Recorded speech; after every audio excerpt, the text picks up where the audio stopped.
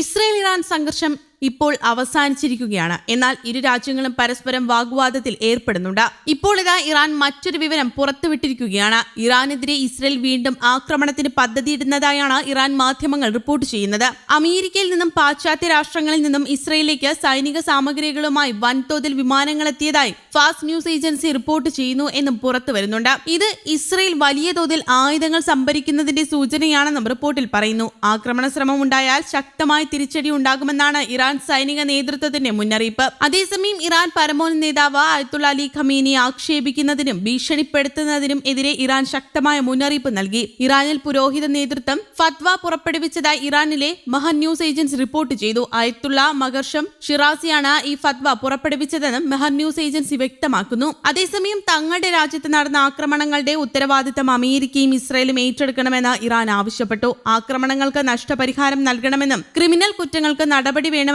ആവശ്യപ്പെട്ട ഇറാൻ വിദേശകാര്യമന്ത്രി Abbas Araghchi UN secretary general Antonio ഗുട്ടറസിന് കത്തയച്ചു. അതേസമയം ഇറാൻ ആണവ കേന്ദ്രങ്ങൾക്കെതിരായ US ആക്രമണം പ്രതീക്ഷിച്ചതിനും വിനാശകരമല്ലെന്ന് വാഷിംഗ്ടൺ പോസ്റ്റിന്റെ റിപ്പോർട്ട്. ഇറാനിലെ മുതിർന്ന ഉദ്യോഗസ്ഥർക്കിടയിലെ ആശയവിനിമയം US രഹസ്യാന്വേഷണ വിഭാഗം ചോർത്തിയതിൽ നിന്നാണ് വിവരം ലഭിച്ചതെന്ന് റിപ്പോർട്ടിൽ പറയുന്നു. ഇറാന്റെ ആണവ പദ്ധതിയെ പൂർണ്ണമായും ഇല്ലാതാക്കിയെന്ന് പ്രസിഡന്റ് ഡൊണാൾഡ് ട്രംപും പ്രതിരോധ സെക്രട്ടറി പീറ്റ് ഹെഗ്സത്തും ആവർത്തിച്ചു പറയുന്ന പശ്ചാത്തലത്തിലാണ് പുതിയ റിപ്പോർട്ടുകൾ പുറത്തുവരുന്നത്. അതേസമയം US ആക്രമണത്തിൽ ഇറാൻ ആണവ കേന്ദ്രങ്ങൾക്ക് നാശനഷ്ടങ്ങൾ സംഭവിച്ചതായി ഇറാൻ വിദേശകാര്യ മന്ത്രാലയവും സമ്മതിച്ചിട്ടുണ്ട്. എന്നാൽ ദീർഘകാല നാശനഷ്ടങ്ങൾ ഉണ്ടാവാതിരിക്കാൻ നേരത്തെ തന്നെ കേന്ദ്രങ്ങൾ ഒഴിപ്പിച്ചിരുന്നുവെന്നും ഇറാൻ അവകാശപ്പെടുന്നു. അമേരിക്കൻ മാധ്യമങ്ങളായ CNN ന്യൂയോർക്ക് ടൈംസും റിപ്പോർട്ട് ചെയ്ത US ഇന്റലിജൻസ് പ്രാഥമിക വിലയിരുത്തൽ പ്രകാരം US ആക്രമണങ്ങൾ ഇറാന്റെ പദ്ധതികളെ ഏതാനും മാസങ്ങൾ മാത്രം പിന്നോട്ട് നയിക്കാനുള്ള സാധ്യതകൾ മാത്രമേ ഉള്ളൂ എന്നാണ്. ഇറാന് മേലുള്ള US ഇസ്രയേൽ ആക്രമണങ്ങളിൽ നിരവധി ആണവ കേന്ദ്രങ്ങൾക്ക് കേടുപാടുകൾ സംഭവിച്ചിട്ടുണ്ടെങ്കിലും ഏതാനും മാസങ്ങൾക്കുള്ളിൽ ഇറാന് സമ്പുഷ്ടീകരിച്ച യുറേനിയം ഉൽപ്പാദിപ്പിക്കാൻ കഴിയുമെന്ന് UN ആണവ നിരീക്ഷണ മേധാവി